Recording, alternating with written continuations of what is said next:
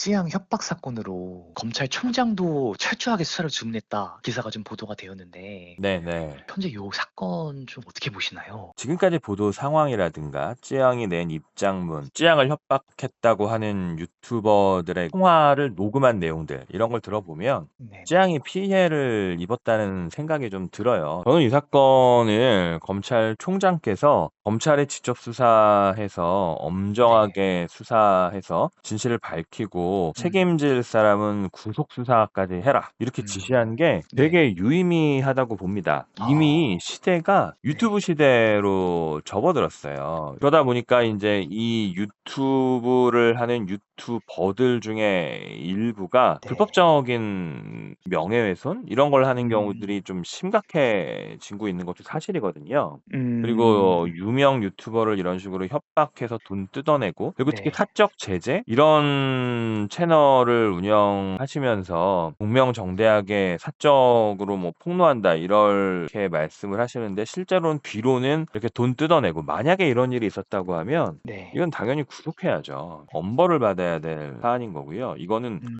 위선을 활용해서 위세를 부려서 돈을 뜯어내는 거죠. 이런 건 최악입니다. 자신의 영향력을 악용하는 거죠.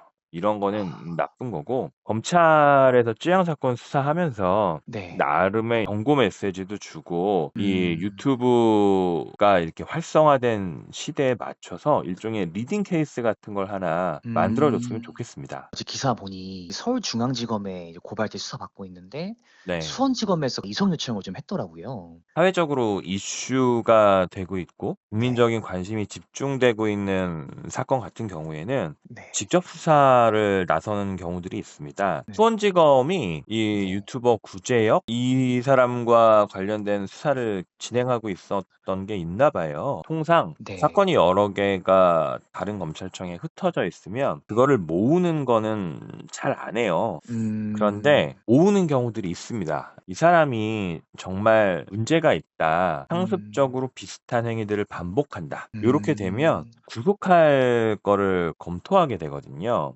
그러다 아. 보면 여기저기에 흩어져 있는 사건들을 모읍니다.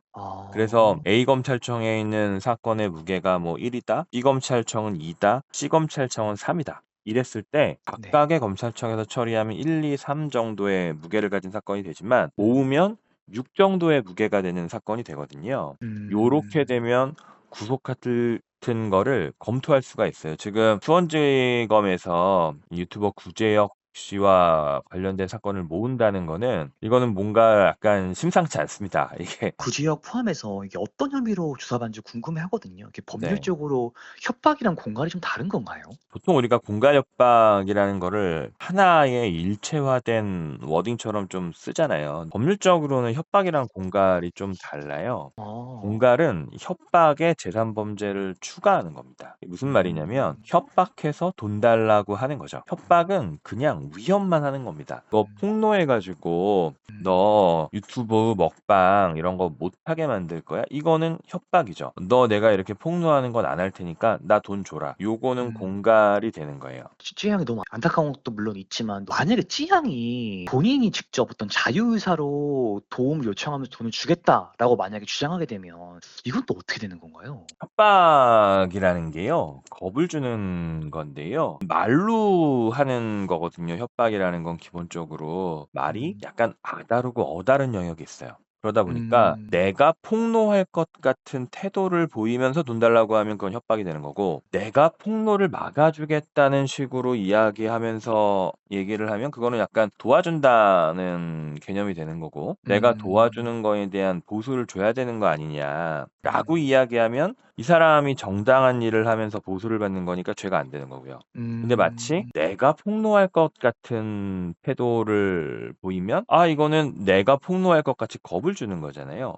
음. 요러면 협박이 돼 가지고 공갈이 되는 거죠. 그러다 음. 보니까 도와주겠다는 식으로 이야기를 이 사람이 하려고 하는 것 같고 근데 내가 뭐 음. 공짜로 폭로 막아 주냐. 이건 뭐 그거에 음. 대한 보수는 있어야 되는 거 아니냐. 이런 톤으로 이야기하는 게 아닐까? 뭐 이런 음. 생각이 좀 듭니다. 이게 아. 인제 공갈 사건 같은 거를 수사해 보면 약간 아다르고 어다른 영역이기 때문에 "아니 네. 나는 그런 의도가 아니라 나는 뭐 음. 이러이러한 얘기를 얘기를 해서 음. 위험성이 있다는 거를 알려주고 대비를 음. 하라고 한 거지. 아니 뭐 음. 무슨 내가 뭘 협박을 해? 음. 요런 게 되게 많아요. 아 네. 진짜. 이런 게 되게 많습니다. 야. 그러면 여기서 피해자가 대응을 잘못하면 이거는 피해자가 그냥 혼자 겁먹은 거지 이게 꼭 와. 협박하려고 한 거 아닌 거 아니야? 요렇게 될 수가 있거든요. 와. 네. 그래서 인제 요런 거 할 때 인제 제일 중요한 게 피해자가 피해 진술을 잘해야 돼요. 그러니까 쯔양이 네. 뭐라고 말을 했는지 그런 거 되게 음. 중요합니다. 그리고 음. 돈 달라고 한 경위 같은 게 핵심 포인트가 되고요. 그 음. 포인트에 따라서 이거는 자기가 폭로할 것 같은 태도로 겁을 준 거다.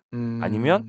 폭로 막아 주겠다는 식으로 해서 도와줄 것처럼 이야기한 거다. 요게 인제 갈라지겠죠. 그러다 보니까 쯔양 측 관계자가 "안테나를 부탁드리겠다." 요런 예. 말을 하잖아요. 이게 네. 약간 이럴 수 있는 거죠. "아 내가 폭로하려고 하는데 나 돈을 주면 나는 폭로를 안 하고 다른 사람들이 폭로하는 것도 나한테 돈 주면 내가 막아 주고." 요런 식으로 이야기를 해서 이미 네. 공갈 협박을 당한 상태에서 "또 음. 다른 공갈 협박을 좀 막아 주세요."라는 의미로 "안테나를 부탁드리겠다."라는 말을 음. 했다고 하면 이거는 도움 요청하는 게 아니라 "더 내가 피해 보지 않게 좀 살려 주세요." 이런 게 되는 거죠. 지금 이 사건을 보면 쯔양 측 입장이 사실이라고 하면 '쯔양을 되게 만만하게 본 거다.' 이런 생각이 좀 들어요. 맞아요. 그러다 보니까 "돈 내놔라. 계약서를 음음. 쓰네." 뭐 이런 얘기들을 하는 거죠. 계약서를 쓴다는 것 자체가 네. 합법적인 행위로 만드는 거죠.